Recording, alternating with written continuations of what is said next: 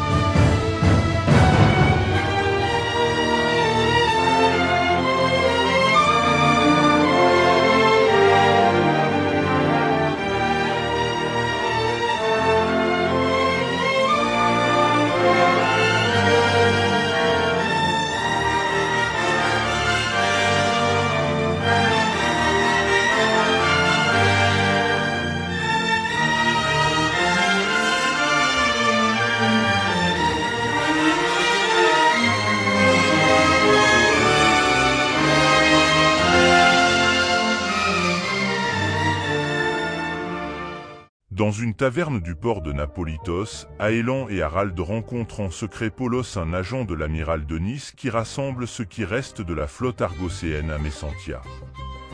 Pour diverses raisons allant de la curiosité à la vengeance, ils acceptent sa proposition de rencontrer le conseil des pirates de Tortage et tenter de supprimer la menace du corsaire jaune. Un navire les emmène donc dans la ville pirate. À bord, Harald découvre des prisonniers pirates qui servent de caution à ce voyage. À peine arrivé sur place et alors qu'il se renseigne dans le comptoir des quais, il tombe sur Arcadus et son précepteur venu recruter un équipage. Ces derniers ne trouvent aucun pirate libre, tous s'engageant dans les bateaux du corsaire. Harald aborde le chevalier avec sa manière habituelle mais se fait attraper la main dans la bourse. Il déploie un cocktail d'excuses, de diversion et dans un mélange de pitié, d'ennui ou de désintérêt, le chevalier passe l'éponge. Il décide même de s'allier pour une cause commune avec un plan simple, rencontrer et convaincre le maximum de capitaines pirates de se débarrasser du corsaire. Leur premier candidat est vite repéré sur un ponton, Giuseppe Bavastro, le roi des pêcheurs. Menant habilement la conversation, ils apprennent que le corsaire n'est pas bien vu des pirates qui trouvent que son ambition démesurée nuit à leurs activités. Pour autant, le capitaine ne réunira le conseil que si ces nouveaux venus font preuve de leur piratitude. Aélan promet qu'il reviendra avec une pêche incroyable, après quoi ils partent à la rencontre des autres capitaines. Sur la route, Harald est attiré par un perroquet qui crie à tue-tête « Bâbord, bâbord ».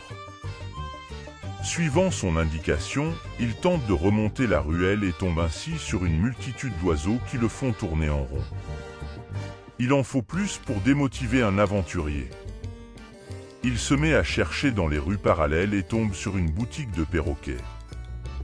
Négociant comme il peut avec le marchand, il achète un perroquet, tente de trouver sa route avec puis revient sous l'œil interrogatif du vendeur prendre le reste de son stock. Après avoir tenté plusieurs techniques audacieuses, il décide de relâcher tous les oiseaux qui prennent position dans la ville. Il ne lui reste plus qu'à suivre leur chant pour découvrir le repère du capitaine Hara, un perroquet conteur. Ce dernier accepte de soutenir les héros contre une belle histoire.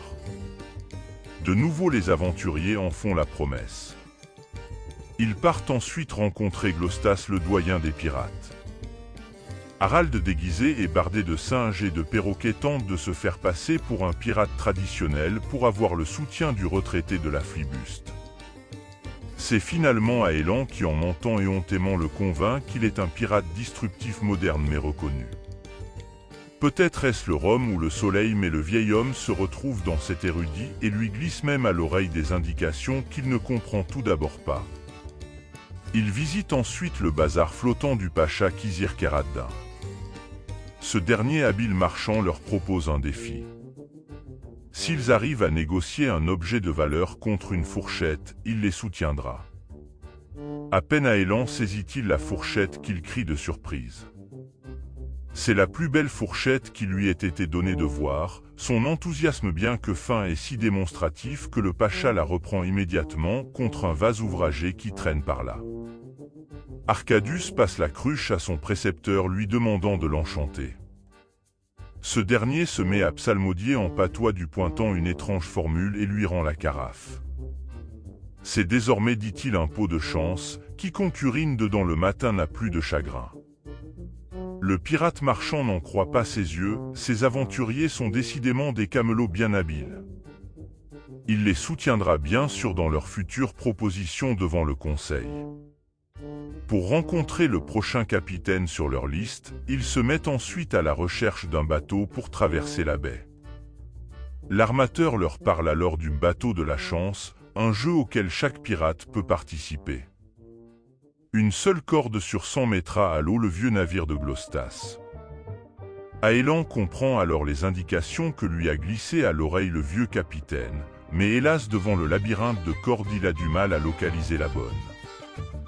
À force de calcul et d'observation, les trois héros localisent 4 cordes probables.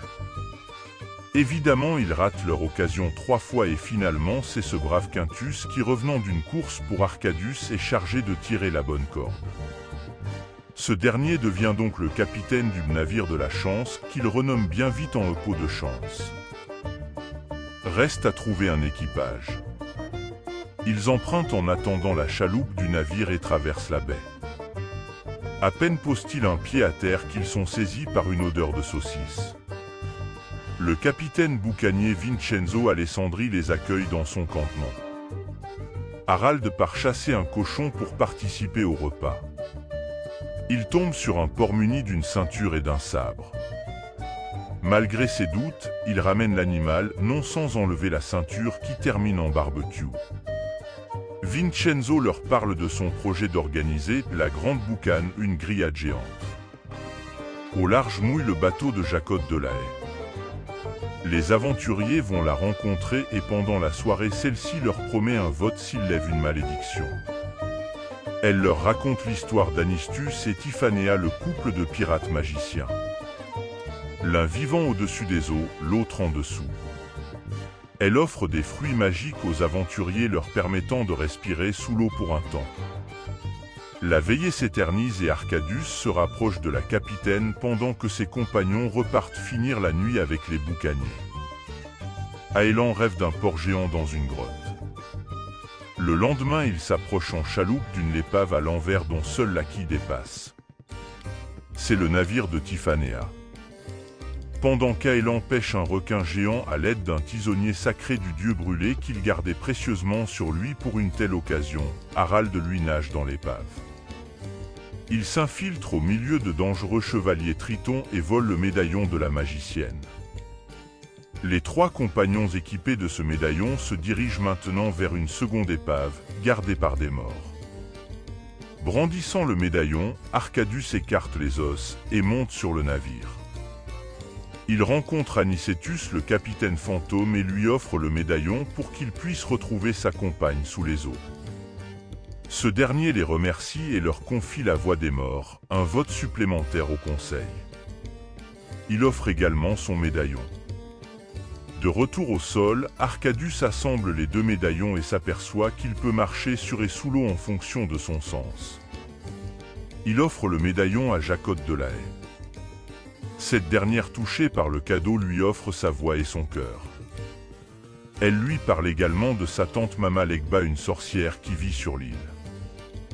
Harald fait le rapprochement avec le porc pirate trouvé plus tôt et les 3 aventuriers vont à sa rencontre. La sorcière, entourée de cochons, vit dans une cabane à l'entrée d'une grotte.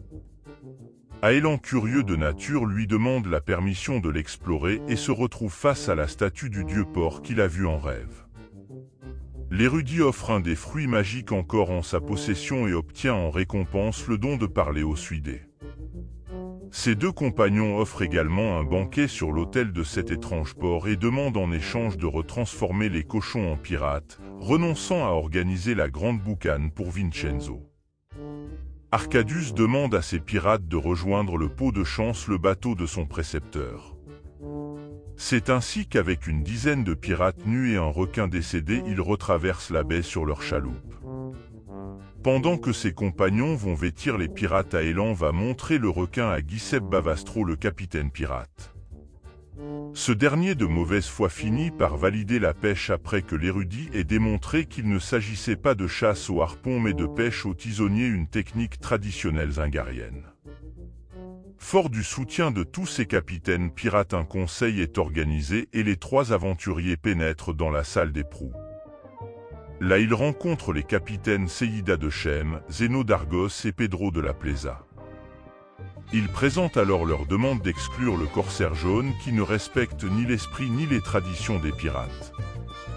La motion est acceptée et les pirates et aventuriers organisent maintenant un comité d'accueil pour le corsaire jaune. Quelque temps plus tard, et alors que la mer se gonfle d'une tempête, des voiles jaunes apparaissent à l'horizon. À l'avant, le vaisseau d'Amarillo, le corsaire jaune, fend les mers. À peine met-il un pied sur un ponton que Quintus, le précepteur envoyé par Arcadius pour lui tendre un piège, l'accueille. Malgré l'habileté de l'homme, le corsaire ne se laisse pas prendre au piège et un combat éclate. Heureusement, les aventuriers bien préparés arrivent à le vaincre suffisamment rapidement pour que ses équipages ne rejoignent pas le combat. Il est abattu par Harald et Arcadius et sa mort stoppe les combats. Lors d'une nouvelle réunion dans la salle des proues, Arcadius obtient du conseil le bateau du corsaire jaune et organise un équipage. Les capitaines pirates prennent la décision de faire migrer la ville vers une autre île. Harald, qui s'est lié d'amitié avec Ara, le capitaine perroquet, écrit ses histoires dans un livre magique. Aélan, de son côté, apprend l'art subtil de la pêche à deux cannes.